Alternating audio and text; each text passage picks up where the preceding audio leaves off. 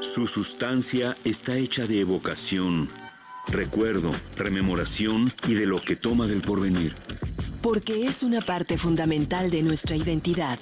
Somos nuestra memoria. El programa de Lina que nos lleva de viva voz con los especialistas. Muy buenos días, esto es Radio INA. La Secretaría de Cultura y el Instituto Nacional de Antropología e Historia los invitan a acompañarnos en la emisión de la serie Somos Nuestra Memoria. Yo soy José Luis Vera y en esta ocasión contamos con la presencia de la doctora Paloma Bonfil para hablar del tema participación política de las mujeres indígenas. Bienvenida, Paloma, muchas gracias por aceptar estar hoy en los micrófonos de Radio INA. Hola, buen día, muchas gracias por la invitación, buen día a la audiencia. Pues muchas gracias.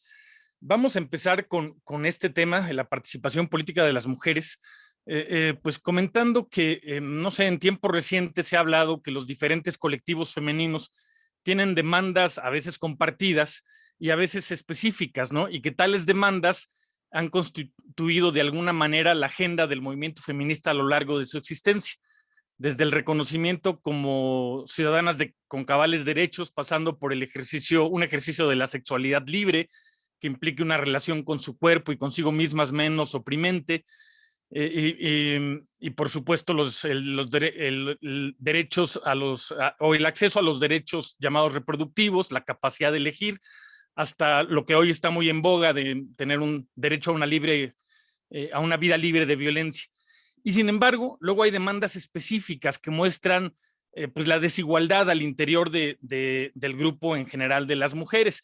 En ese sentido, pues México y la marginación y la inequidad que parecen ser la norma han hecho que muchos factores de marginación y discriminación podemos verlos como no excluyentes, sino acumulativos. Y así en ese sentido uno puede pensar en un sector que puede ser mujer, puede ser indígena y un largo etcétera, que en algún momento, cuando salió la encuesta nacional de discriminación hace algunos años, se mostraba cómo eran acumulativos, se hablaba de 8 o 9 factores a partir de los cuales los mexicanos solían reportar discriminación.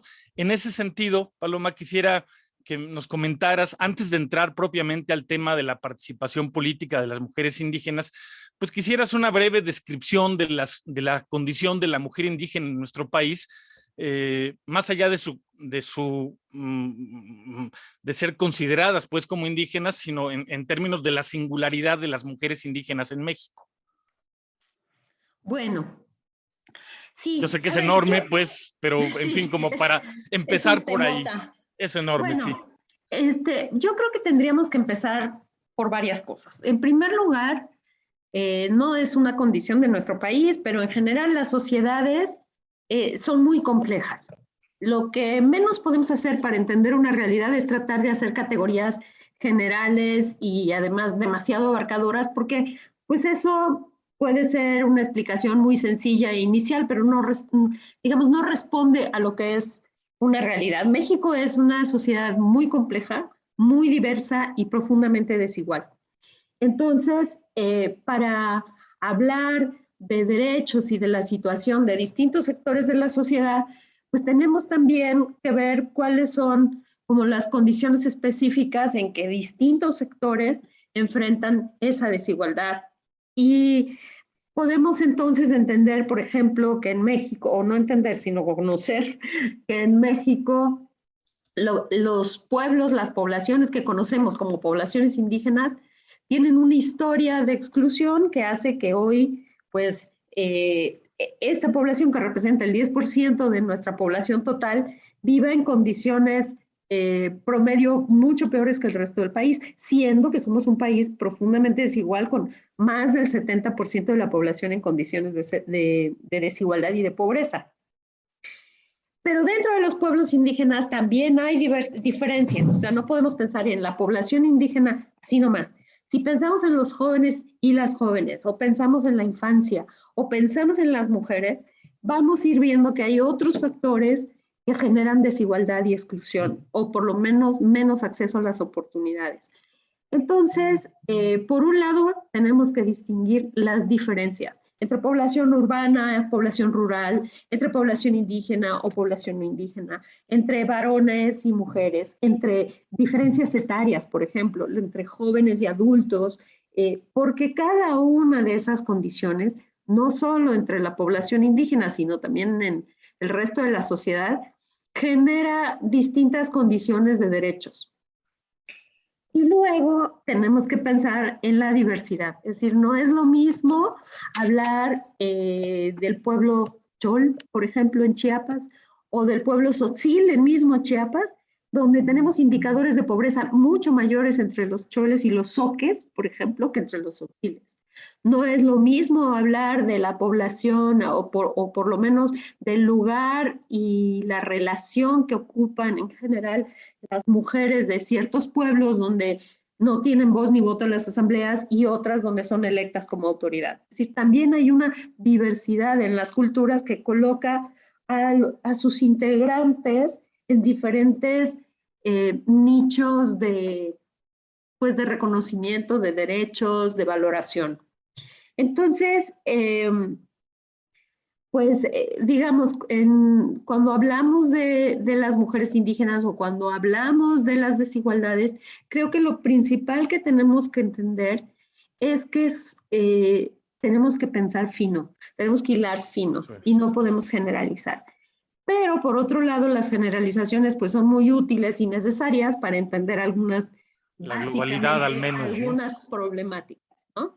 No sé si eso sirve como medio introducción. Pues, y en el mismo sentido, quería preguntarte, digo, puedo pecar de ingenuo, pero a veces pensamos cuando hablamos de derechos políticos o de participación política, que como ciudadanos casi todo se reduce al ámbito del voto, y pues no es así, ¿no? Entonces quería, como introducción también, si nos pudieras comentar, ¿qué debemos asumir cuando hablamos de participación política? Bueno, allí, digamos, yo voy a hablar desde un posicionamiento que se ha construido largamente por el movimiento de mujeres y muy concretamente por el movimiento feminista, que ha llevado, pues, con un lema, digamos, que puede sonar medio hueco o puede sonar muy básico, que es lo personal es político. Es decir, ¿qué es el ámbito político y de qué estamos hablando cuando hablamos de política? Pues estamos hablando de las relaciones entre la gente, de los derechos de las personas, de las voluntades, de los proyectos de una sociedad y de los diferentes, también de las diferentes aspiraciones, proyectos y miradas que pueden caber en una sociedad para definir lo colectivo, el espacio donde nos encontramos todos.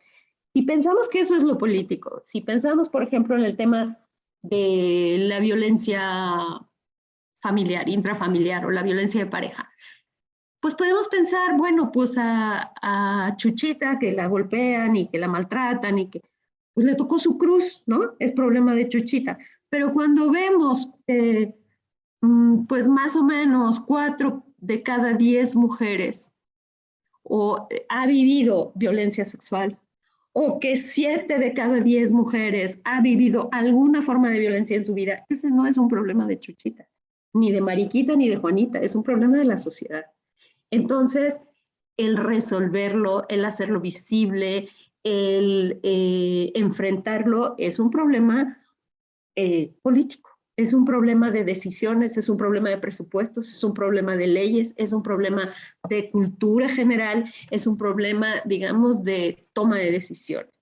Entonces, en ese sentido, categorizar lo político como el espacio electoral, digamos, o como las decisiones del poder solamente, creo que es muy reduccionista. Finalmente,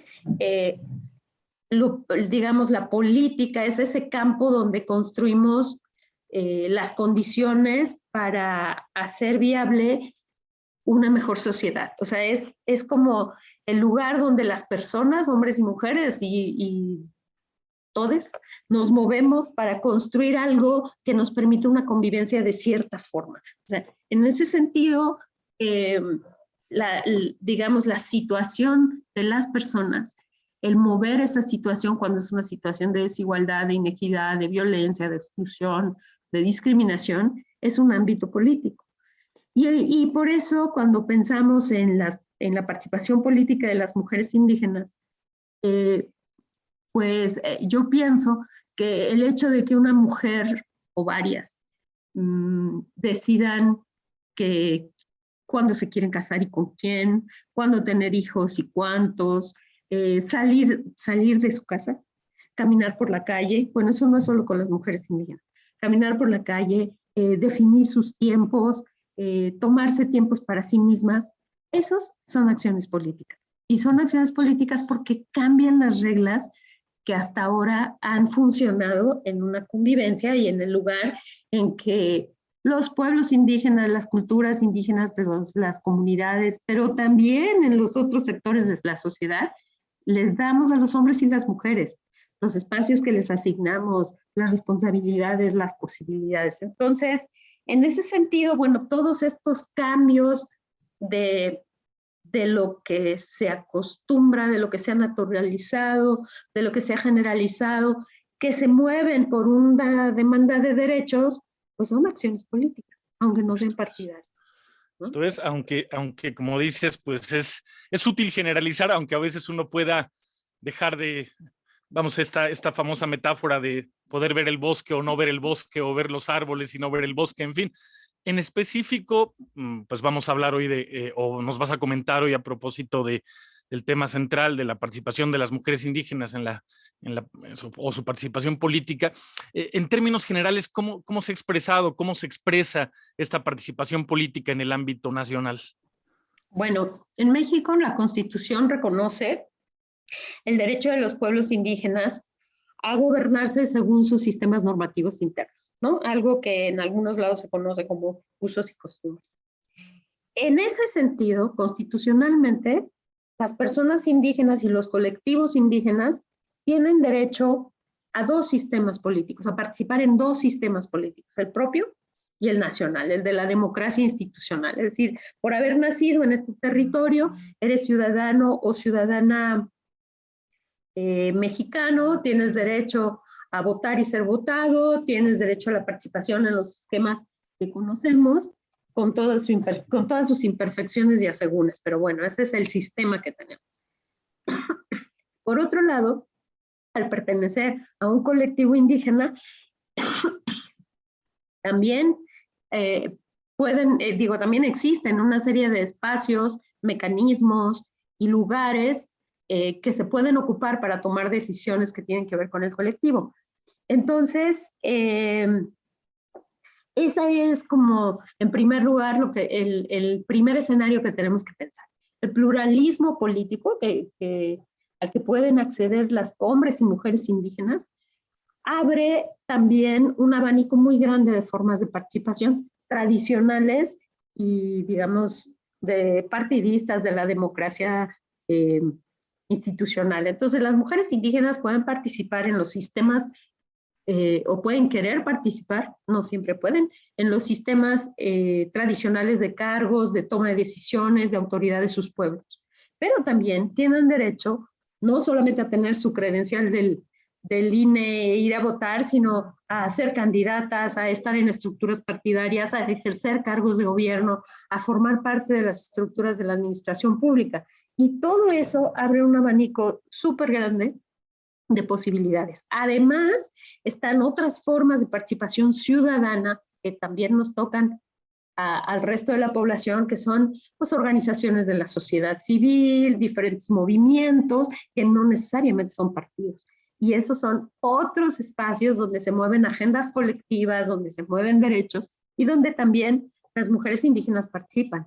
Participan en el movimiento indígena, participan en organizaciones propias, participan en organizaciones de defensa de los territorios, participan en organizaciones culturales. Entonces, todos esos lugares son como espacios en donde las mujeres de los pueblos indígenas pueden expresar una voz y una mirada propia de lo que aspiran para sus colectivos, para sus pueblos y para la sociedad también. No solamente, digamos, nos interpelan como sociedad nacional. Oye, Paloma, y en ese sentido, estas políticas públicas respecto de estas formas más tradicionales, más propias de los grupos indígenas, ¿cómo se da esta relación entre, por un lado, pues formas tradicionales versus estas políticas institucionales más generales? Bueno, ahora voy a generalizar porque vamos a encontrar muchísimas excepciones. Pero bueno, por un lado tenemos, digamos, que en general no es el caso solo de las mujeres indígenas. Bueno, vamos a hablar de la democracia institucional, por ejemplo.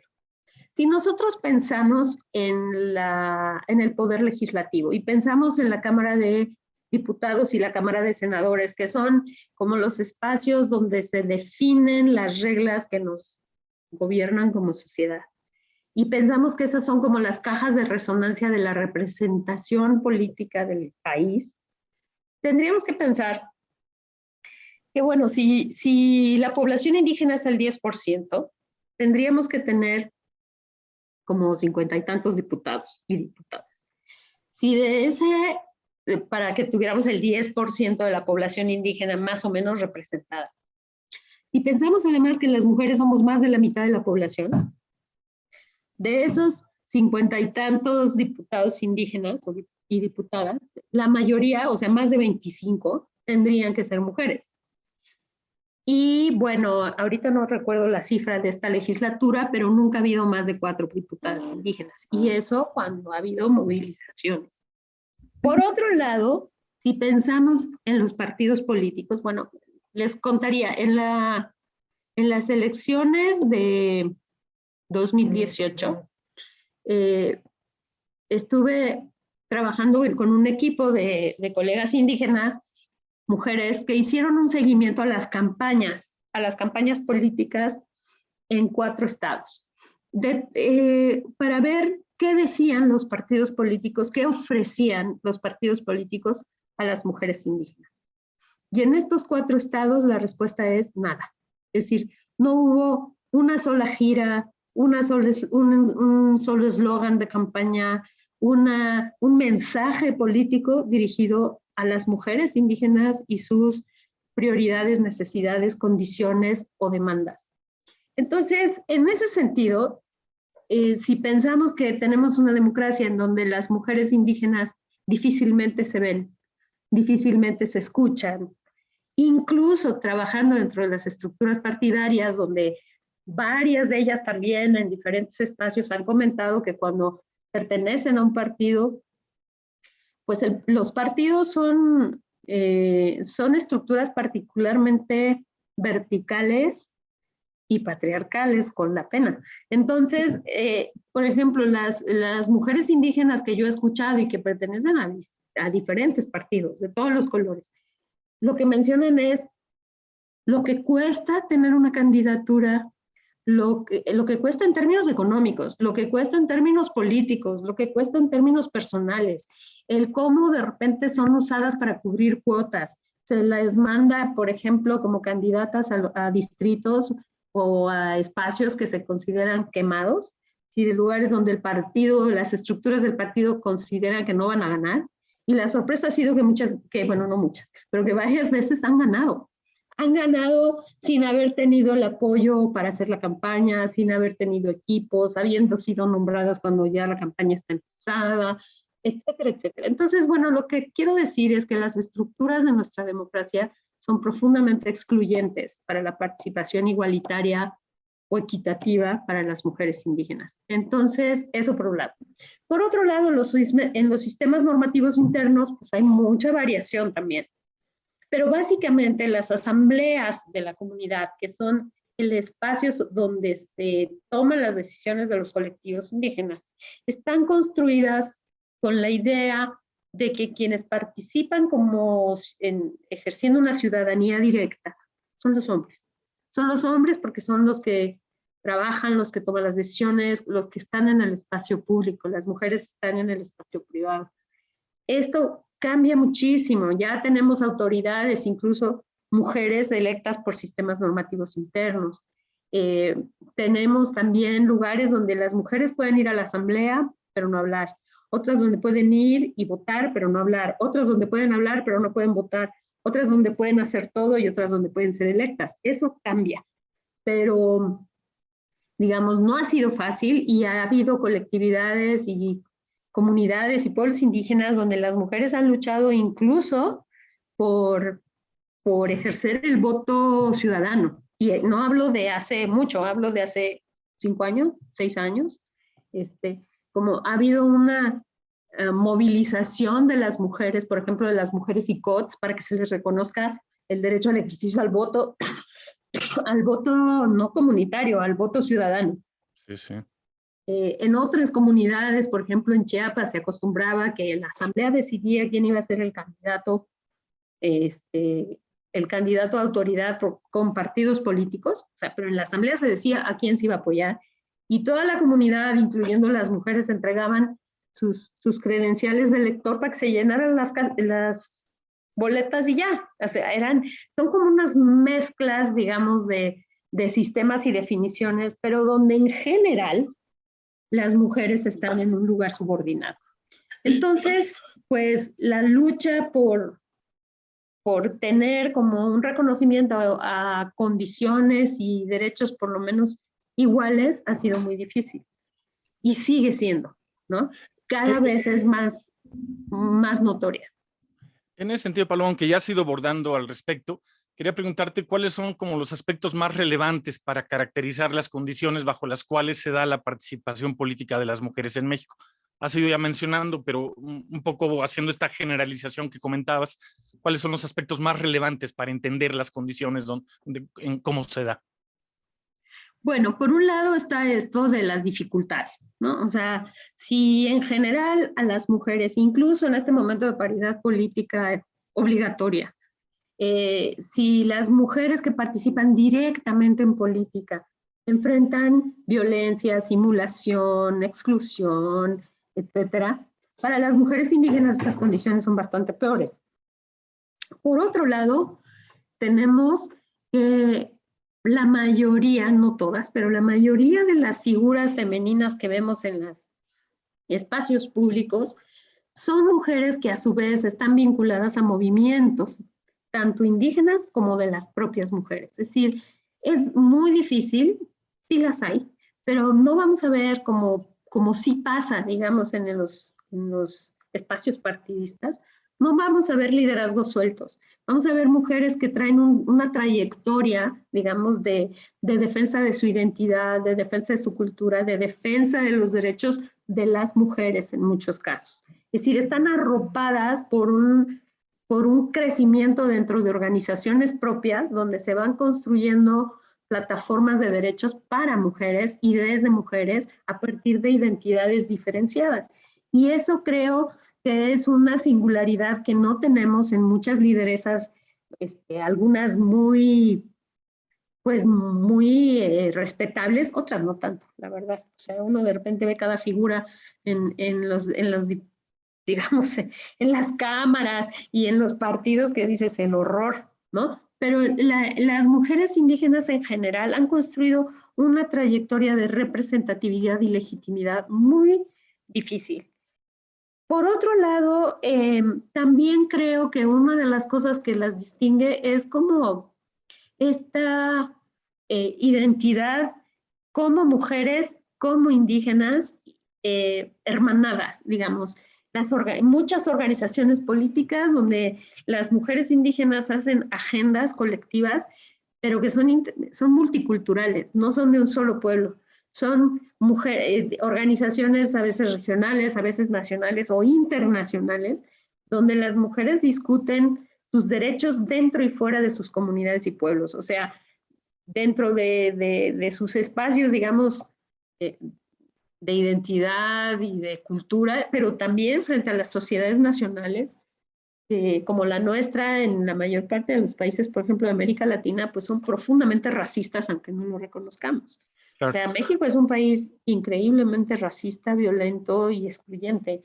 Y entonces también hay una diferenciación ahí en esa construcción de derechos. Entonces, creo, bueno, a mí me interesa muchísimo observar todo esto, porque cuando escuchas las plataformas de las mujeres indígenas, cuando lees sus documentos, ves análisis muy profundos de las desigualdades y también ves propuestas que de ser atendidas, pues mejorarían muchos aspectos de nuestra vida colectiva, pero muchos, como sociedad, no solamente como un pueblo tal o cual, porque se habla, pues sí se habla de la identidad, sí se habla de la historia, sí se habla de los derechos de las mujeres, pero también de los derechos colectivos, y se habla, como muchas de ellas dicen, en la voz de las hermanas. Entonces, apelar a los derechos individuales desde una reivindicación de los derechos colectivos es, desde mi perspectiva, la posibilidad de que lo comunitario siga viviendo.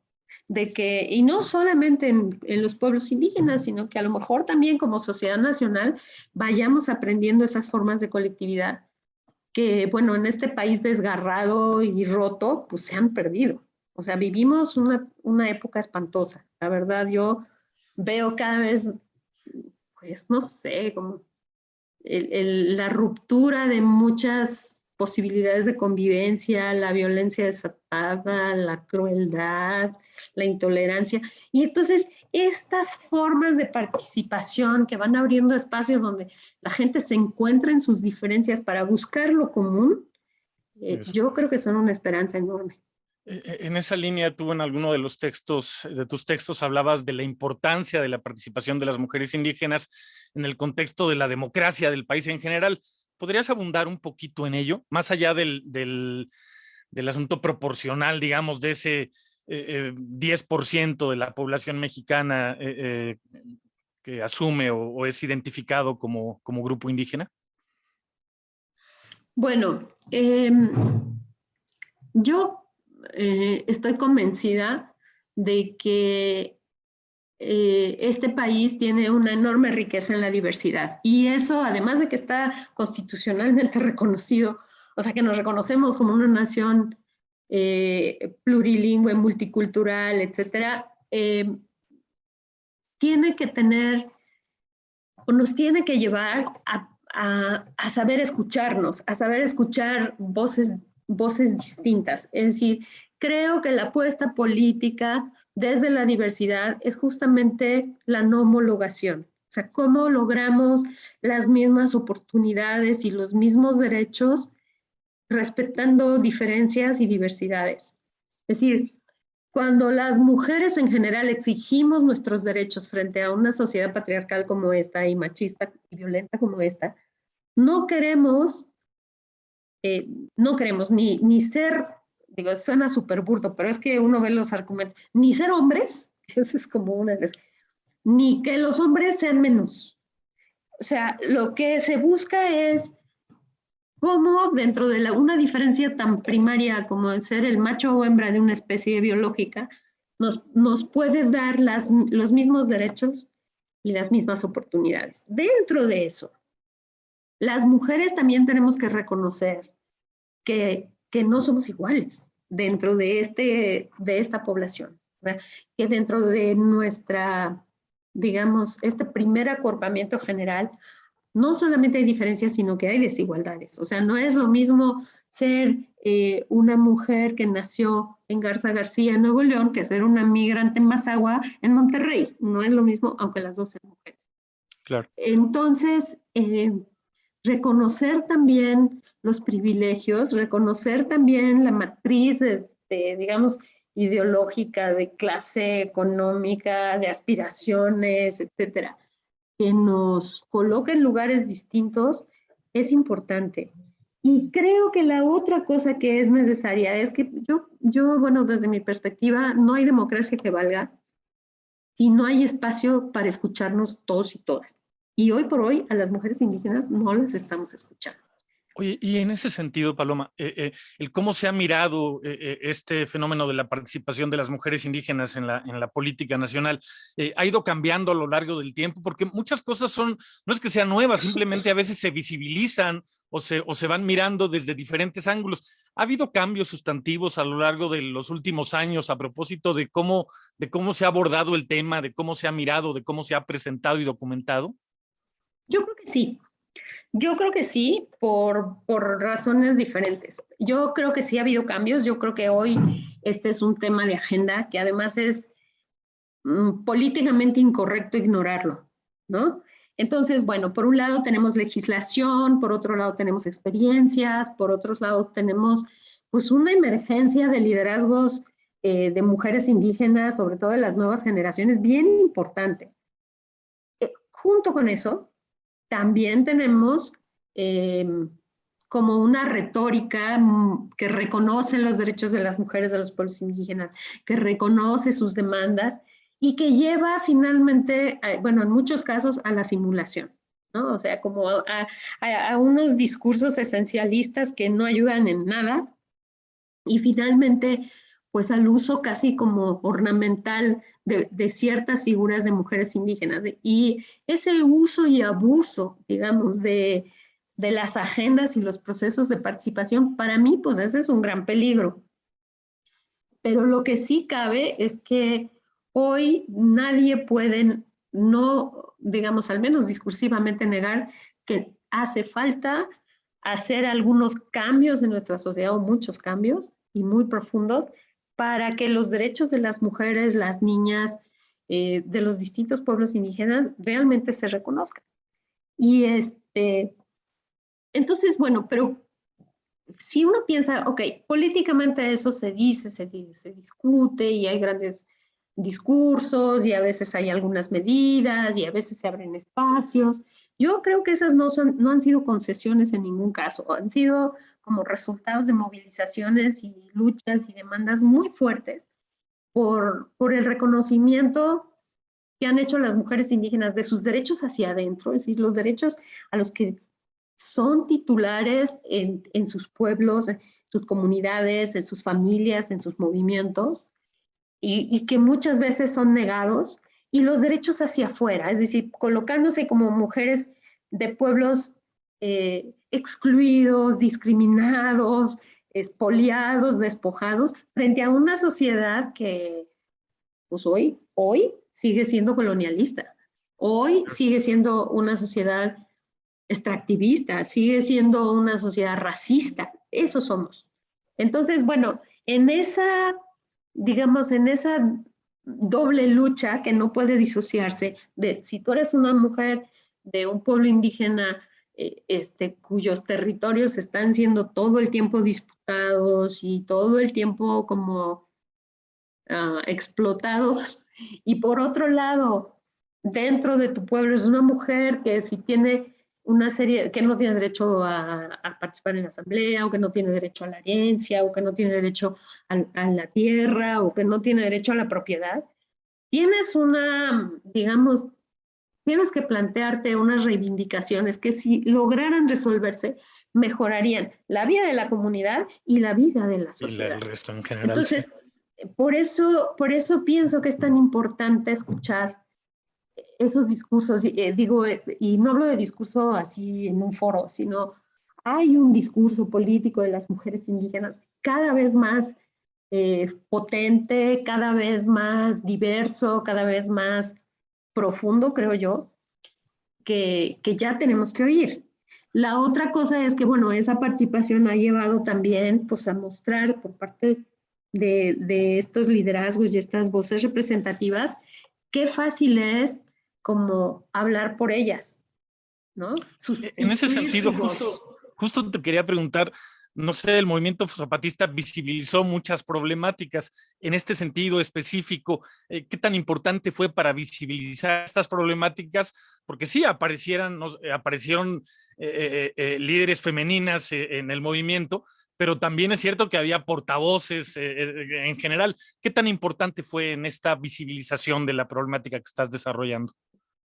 Bueno, no solo que yo lo piense, sino que varios movimientos de mujeres indígenas han reconocido en la Ley Revolucionaria de Mujeres del EZLN una matriz importantísima.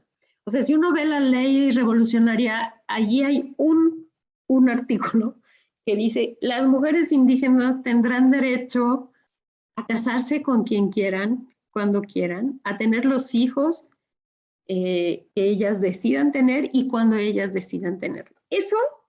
Eso rompió todos los moldes, digamos, de las relaciones tradicionales en las comunidades, donde muchos matrimonios todavía son arreglados, son como son como relaciones de intercambio familiares, donde la opinión de la mujer era lo de menos, donde pues el ser madres y esposas no era una opción, sino un destino, no solo para las mujeres indígenas, eso es algo muy fuerte en todas nuestras culturas, pero un destino además que se alcanzaba muy pronto.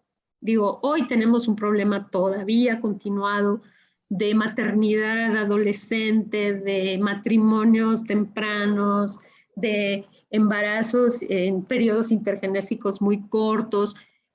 Eso no se ha resuelto, pero el haberlo enunciado, el haber dicho, este es un derecho de las mujeres, ponía en un movimiento militar por los derechos indígenas un primer acento en el derecho básico y primordial sobre tu cuerpo y tu persona. Es decir, un derecho individual elemental que en México no se respeta en ningún lado.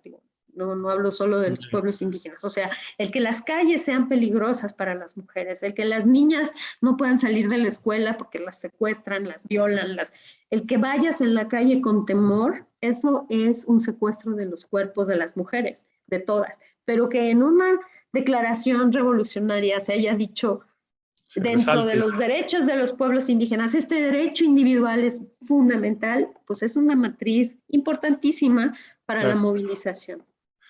Bien, le quiero recordar a nuestra audiencia que en esta ocasión contamos con la presencia de la doctora Paloma Bonfil para hablar del tema participación política de las mujeres indígenas.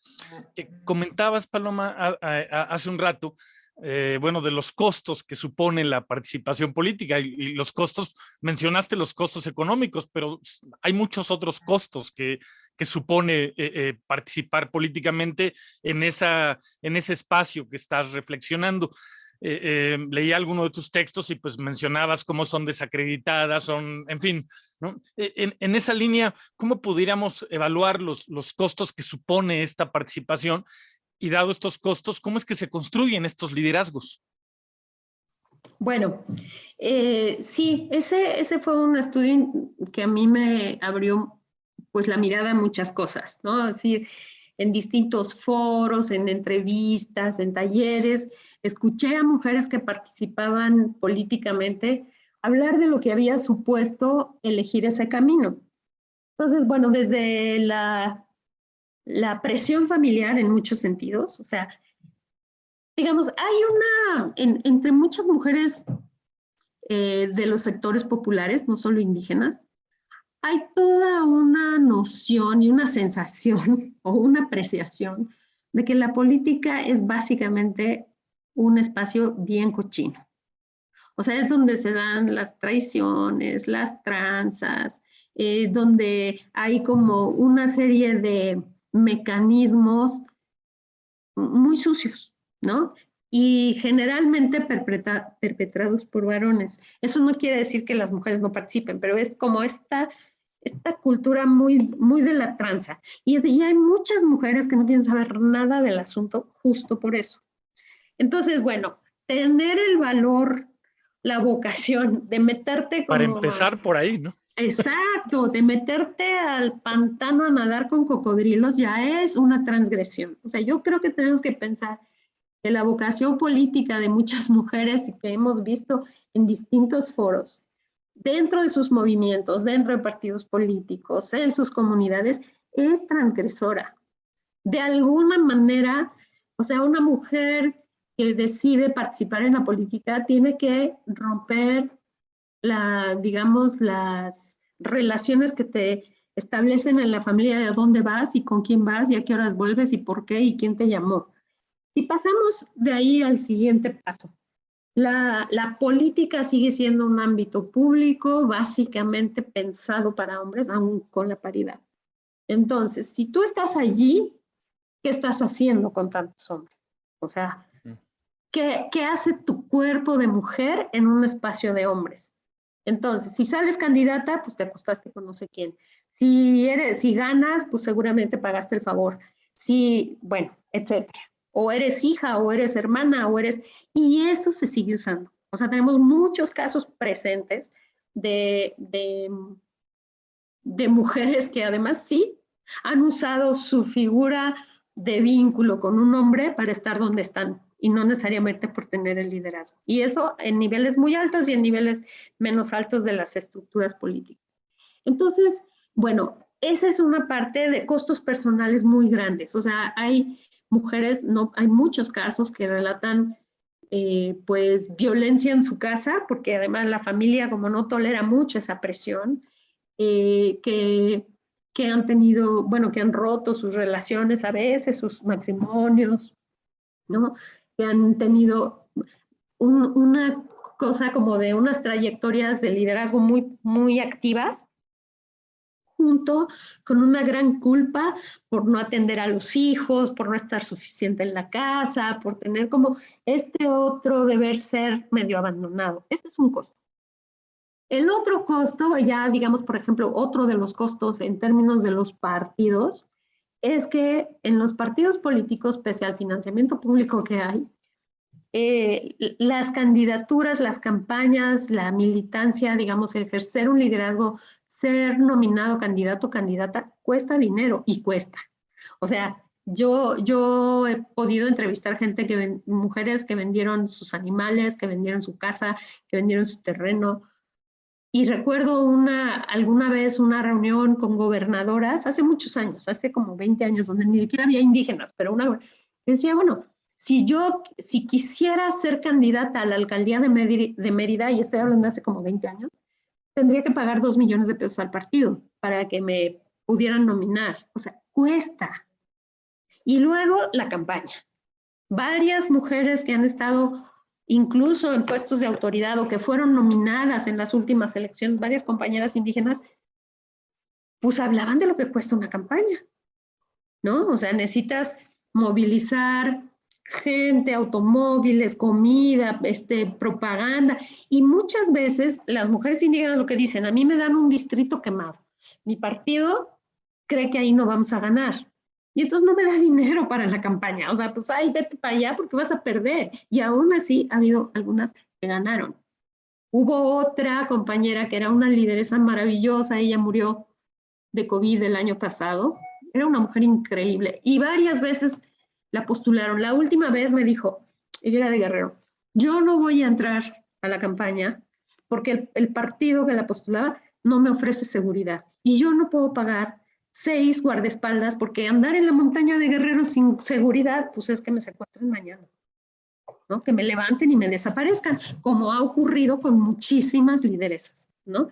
Entonces, bueno, en las elecciones de 2018, y ese es el otro costo, que fueron las más mortíferas que hemos tenido, hubo 157 asesinados entre los distintos candidatos para todo.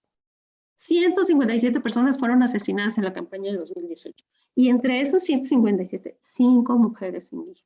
Si nos ponemos a ver cuáles son como los porcentajes de su acceso a los puestos de representación popular, a los puestos de gobierno, a los puestos en la administración pública, 5 muertes políticas por haber sido candidatas son demasiadas. Muchísimas. Bueno, así fuera una, pero... Así es, pero son demasiadas. Entonces, bueno, en ese rango de costos tenemos que pensar que cuando vemos a una mujer indígena levantar la voz, o hacer propuestas, hacerse visible por ella y por las demás, hay una trayectoria de trabajo, de alianzas, de formación y de atrevimientos. Es una cadena enorme. Mucho más arduo que lo que tendría alguien equivalente, ¿no?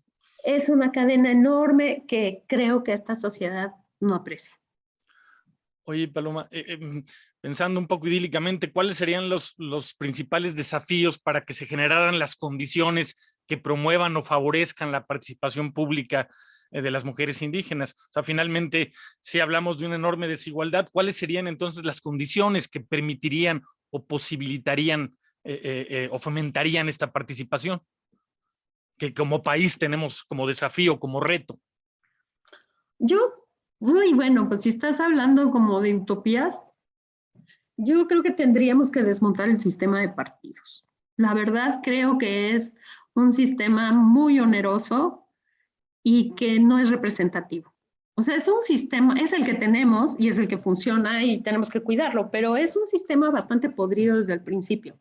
O sea, si nosotros vemos la arraigadísima costumbre de los chapulines, realmente, ¿qué representan las banderas partidistas? Pues nada, excepto los espacios para llegar a cargos de poder, ¿no? O de representación.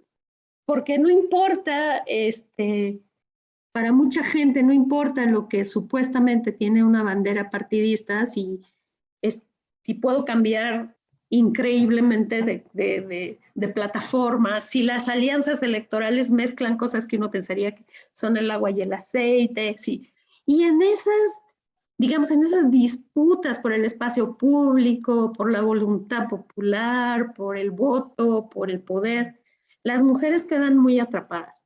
Entonces, bueno, yo creo que necesitamos repensar la representatividad y cómo la podemos construir en un país tan complejo como este. O sea, no tenemos representatividades regionales, no tenemos representatividades por sector, no tenemos representatividad indígena. Es decir, en el legislativo, por ejemplo, los diputados y senadores indígenas, hombres y mujeres, no son representantes de sus pueblos, son candidatos o ocupan ese espacio por un partido, del color que sea, pero no son representantes de sus pueblos.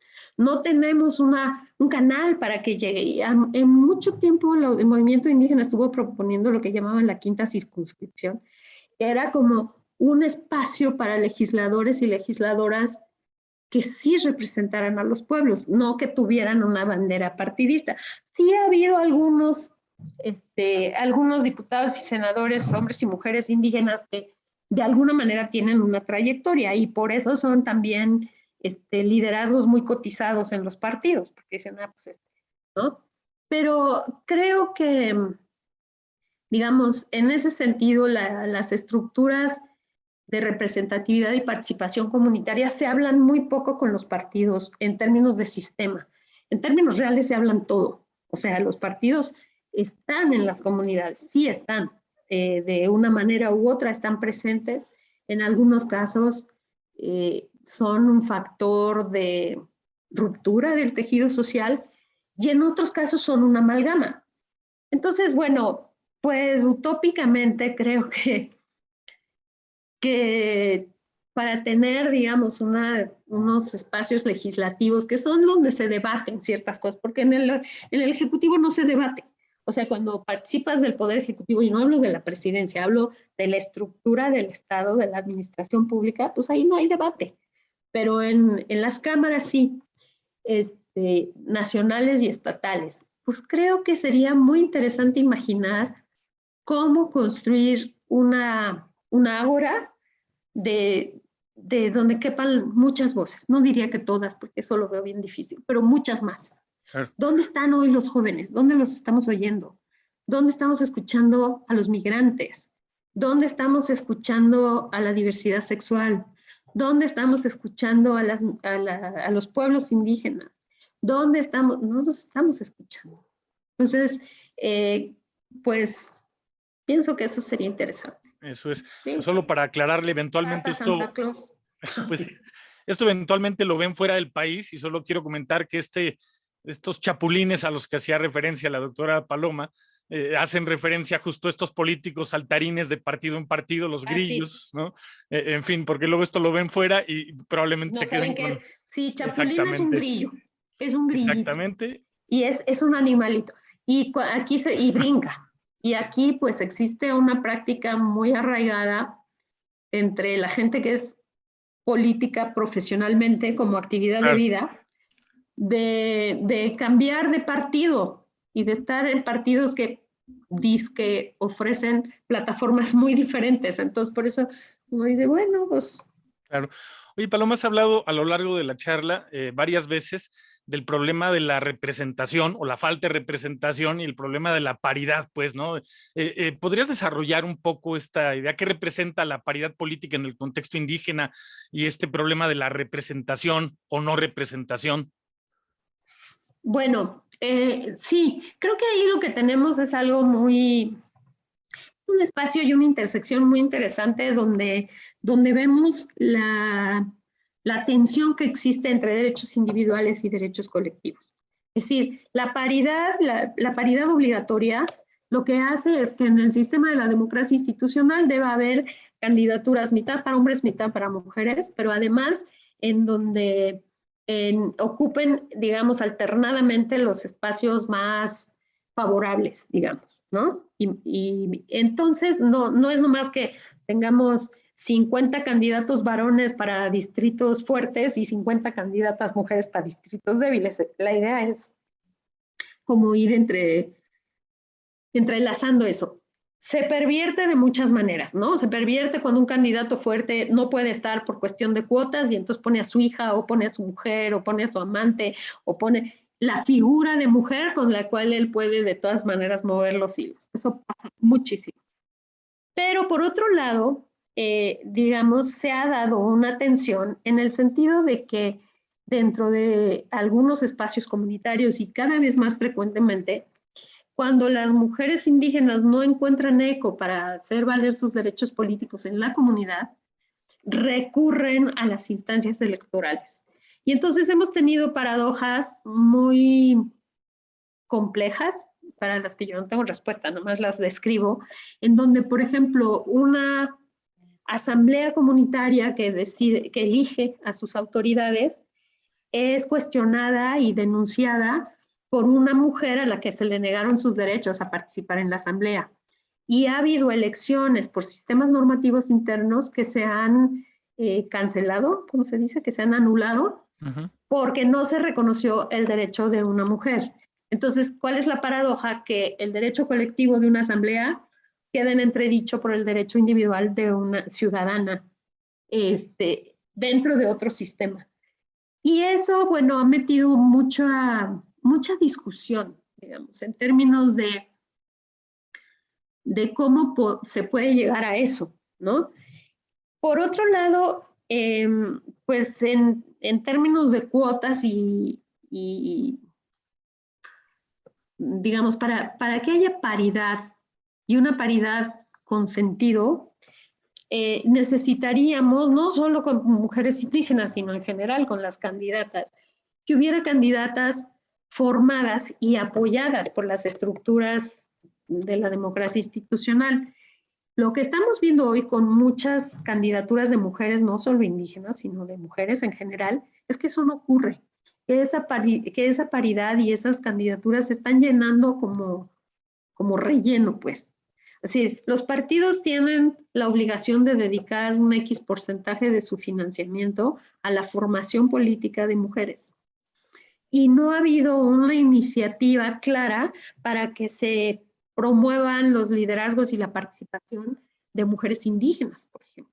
O sea, porque eso cuesta. Son talleres, es formación, es capacitación, son viáticos, etcétera. Y no se ha hecho, ¿no? Mucho de ese recurso en todos los partidos se destina a otras cosas, a hacer morrales y cachuchas y pagar la torta y hacer X, ¿no? Pero entonces creo que la paridad, además, forzosa, tampoco ayuda, ¿no? Son los menos, pero hay casos de mujeres que hablan de que pues, fueron convertidas en autoridad o en candidatas sin haberlo querido. Entonces, digamos... Por lograr esa cuota, por lograr esa paridad. Así es. Vaya. Entonces, creo que ya hay una contradicción muy interesante y muy difícil. Claro. Oye, por lo comentado a lo largo de toda la charla, ¿podemos hablar de la existencia de un feminismo indígena y en esa línea, cuál sería su agenda en términos generales? Un poco iniciaste la charla hablando de ello, pero ahora que estamos empezando a terminar el tiempo del programa, si pudiéramos ir cerrando en esa dirección. Bueno, ese es todo un tema también, porque es una lucha por el discurso y una lucha por el digamos, por el posicionamiento. Hay mujeres indígenas y organizaciones de mujeres indígenas que se asumen y se reconocen como feministas. como feministas y desde un feminismo indígena o desde un feminismo decolonial o de un feminismo comunitario. Hay otras que no, que dicen que bueno, su posición es que el feminismo es una propuesta hegemónica y no se ven ahí, ¿no? Entonces, yo lo que creo es que ese es también otro camino en el que se están construyendo agendas y plataformas donde la gente, las mujeres, se identifican desde sus propias subordinaciones, desde sus propias desigualdades y desde sus propias también prioridades para una propuesta de convivencia social. Entonces, creo que si por feminismo entendemos así bien gruesamente una lucha porque las mujeres e incluso para otras, los cuerpos no binarios, las identidades no binarias, tengamos los mismos derechos y las mismas oportunidades que la mayoría de los varones, porque también hay muchos varones que no tienen oportunidades y que no tienen espacios, etcétera. Sí hay un discurso, además explícitamente del feminismo indígena, es decir, se ha construido y lo que pretende es como reconocer estos derechos individuales dentro de los colectivos. Es decir, una cosa que lo distingue muchísimo a todo el discurso político de las mujeres indígenas es la reivindicación de la comunidad. O sea, pero una comunidad vista desde la mirada, la experiencia y el lugar de las mujeres, construida desde allí. O sea, hablando con el discurso, digamos, indígena que ha sido casi siempre también de los varones. Entonces, sí, digamos, creo que esa es una primera característica. O sea, se habla desde la identidad, se habla desde la colectividad, se habla desde esta historia, digamos, pues de resistencia, finalmente, que pues ya son varios siglos. Entonces, desde allí se construye como un discurso donde sí encontramos semejanzas con las resistencias de las mujeres de otros sectores, pero también profundas diferencias, que es muy importante reconocer y validar y escuchar, ¿no? Abrir el espacio para eso. Abre la puerta a una serie de discusiones interesantísimas, ¿no? Sobre la singularidad de las demandas y esta no homologación del colectivo en términos generales. Casi para cerrar, leyendo alguno de tus textos, hablabas de cómo las mujeres indígenas pues, han estado sometidas, como los grupos indígenas, pero tal vez más específicamente una especie de violencia estructural, y que en su caso además se añadía esta violencia política a la que son sometidas. No sé si pudieras desarrollar esto como para empezar a cerrar. Bueno, sí, o sea, creo que finalmente digamos, los movimientos, los discursos y la exigencia de derechos son también, o sea, se movilizan ante las opresiones de muy distinta manera. Entonces, lo que yo veo es como o sea, ahí donde vemos demandas específicas o particulares, en este caso, por ejemplo, de colectivos de mujeres indígenas, porque no vamos a encontrar las demandas individuales. O sea, en general, si nosotros escuchamos lo que se plantea desde las voces de las mujeres indígenas que resuenan en los espacios públicos, siempre se habla de agravios colectivos, siempre se habla de sueños colectivos, siempre se habla de propuestas, digamos, legitimadas por un movimiento o por una comunidad o por una organización. Entonces creo que al escuchar eso, escuchamos tanto una propuesta como pues una opresión vigente y que eso además apela no solamente a la sociedad nacional, sino también a los propios pueblos indígenas, y eso es una parte de la complejidad. O sea, ¿de dónde van a salir las respuestas a las demandas de las mujeres indígenas y cómo se van a articular esas respuestas? Pues a veces las ha habido dentro de la propia comunidad, otras veces se han promovido incluso pues en las leyes o en algunos programas institucionales. pero yo creo que todavía no tenemos el foro nacional, digamos, como sociedad, no tenemos un foro para dar una respuesta pertinente. O sea, yo creo que todavía no hemos sabido escuchar y no hemos sabido como aquilatar y que seguimos muy atrapados como sociedad en esta discusión sobre la contradicción principal y las contradicciones secundarias. O sea, esta matriz de pensamiento de que primero hay que resolver esto y luego vemos lo demás. Y el trabajo, creo yo, en términos de derechos no es así. O sea, si no llegamos juntos, no va a servir. Si no llegamos todos y todas al mismo tiempo, no va a servir. Y si pensamos que tratando como iguales a quienes no somos iguales por distintas razones, se van a resolver las cosas, pues tampoco. Porque si tú tratas de igual forma a los que no son, a los y las que no son iguales, reproduces la desigualdad. Entonces, creo que esa parte todavía no hemos podido madurarla, digamos, socialmente como país para, pues, para ofrecer respuestas, la verdad, eso Claro. pienso. Soy un Oye, poco el tema pesimista es, al respecto. ¿será pesimismo o será realismo? No sé, pero... Oye, el tema es enorme, es complejo y bueno, una hora, que es más o menos lo que dura el programa, pues es necesariamente insuficiente para poderlo desarrollar.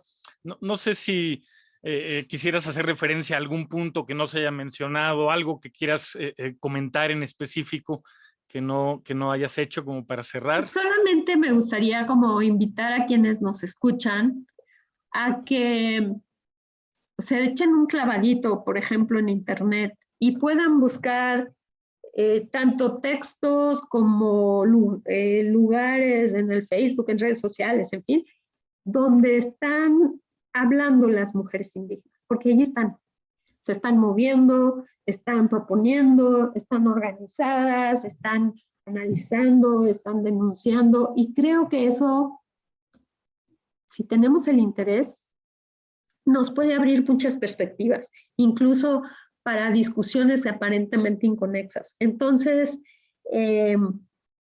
¿podría sugerir algunos textos eso. específicos? ¿Podría sugerir algunos textos para quien quiera profundizar, que consideres importante para quien que escuche el programa pueda profundizar? La red hoy ofrece muchas posibilidades, pero, sí, pero bueno, en así efecto... de memoria no tengo como ahorita mucha idea de qué, pero sí, digamos, lo que quiero decir es que ya tenemos muchos documentos, foros, entrevistas, en YouTube hay muchísimo, donde podemos ver si habíamos movimiento de mujeres indígenas, feminismo indígena, etcétera, podemos escuchar voces muy diferentes, no solo de México, sino de otros países, en donde pues hay un discurso político y una apuesta bien interesante. Es decir, a lo que voy esto es hoy un movimiento, existe, se mueve, es constante y ocurre desde la comunidad hasta el ámbito internacional. Claro. Y es ahí donde se están moviendo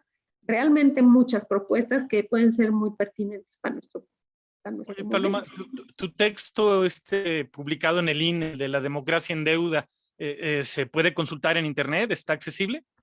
Por ejemplo. Bueno, hay dos, ¿no? El de la democracia en deuda sí, creo que sí, está en la página del INE. Y hay otro que se llama El costo de la participación, que fue publicado por el Instituto Electoral de la Ciudad de México y también está en línea. Bueno, pues para que lo busquen. En fin, muchísimas gracias, Paloma, por este tiempo para ilustrarnos sobre este tema. Muchas gracias. Pues gracias a ustedes por la invitación, de verdad, muchas gracias y pues muchas felicidades por sus programas. Muy bien, pues así, José Luis Vera, en nombre de Radio INA, doy por terminada esta emisión que fue posible por la generosa participación de la doctora Paloma Bonfil. Gracias a nuestros escuchas por su atención. Les sugerimos consultar más de nuestra producción a través de radio.ina.gov.mx, INA con H al final, y de nuestras distintas plataformas digitales en YouTube y Spotify. En la realización, la Coordinación Nacional de Difusión a través de la Subdirección de Radio INA con Gabriela Marentes, Producción y grabación, Evanibaldo Morales. Edición, Rubén Martínez. Apoyo, Marta Hernández, Paula Abedoy y Jerónimo Cuevas. Hasta la próxima y muchísimas gracias. Las opiniones y comentarios aquí expresados son de entera responsabilidad de quienes proporcionan la información y no representan necesariamente las opiniones de Radio INA ni comprometen el pensamiento editorial del Instituto Nacional de Antropología e Historia.